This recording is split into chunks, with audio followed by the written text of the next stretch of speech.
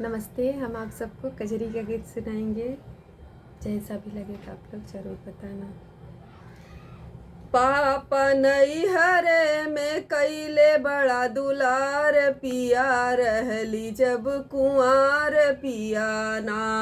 पापा नैहरे में कैले बड़ा दुलार पिया रहली जब कुंवार पिया ना।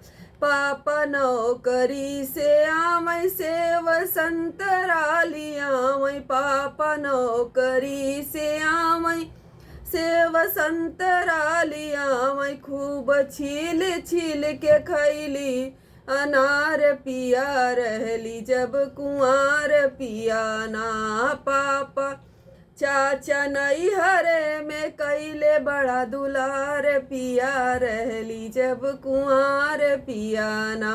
चाचा नौकरी से आमई से वसंतराली आमई। चाचा नौकरी से आमई से वसंतराली आमई।